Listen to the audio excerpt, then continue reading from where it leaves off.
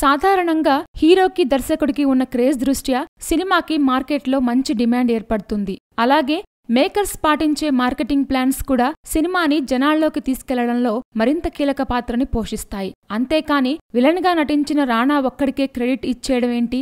వాస్తవానికి రానాకి కూడా ఇండస్ట్రీలో మంచి క్రేజ్ ఉంది. కానీ కలెక్షన్ల వెనక అతడొక్కడే ఉన్నాడంటం సమంజసం కాదు గదా అని అనుకుంటున్నారా? ఆఫ్కోర్స్ బాహుబలి చిత్రం ఇటు దక్షిణాది ఇండస్ట్రీలోనే కాకుండా ఓవర్సీస్లోనూ కలెక్షన్ల సునామీ సృష్టించడంలో అందరి పాత్ర ఉంది. కానీ బాలీవుడ్లో ఈ చిత్రం కోట్ల వర్షం కురిపించటంలో మాత్రం ఒక్క రానాదే హ్యాండ్ ఉందనడంలో ఎలాంటి అతిశయోక్తి లేదు. ఇతడి వల్లే అక్కడ ఈ సినిమా వండర్స్ క్రియేట్ చేస్తుంది. అదెలా అనుకుంటున్నారా?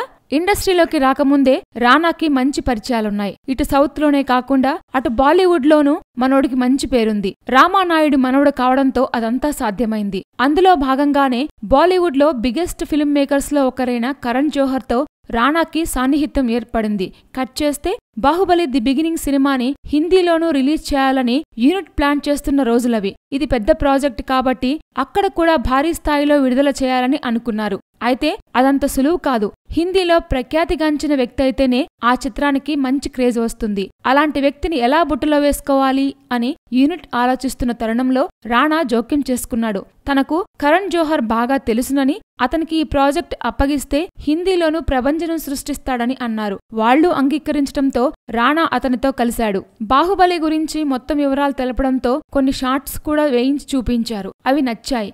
కానీ రానా మీదున్న పూర్తి నమ్మకంతోనే బాహుబలిని హిందీలో రిలీజ్ చేయడానికి అంగీకరించాడు. ఇక ఆ తర్వాత విషయాలన్నీ తెలిసినవే. అదండి అసలు విషయం. రానా జోక్యంతోనే కరణ్ లైన్లోకి రావడం, అతడు విస్తృతంగా ప్రచారం చేసి జనాల్లోకి తీసుకెళ్లడంతోనే ఈ చిత్రం అక్కడ దుమ్ము దులిపేస్తోంది.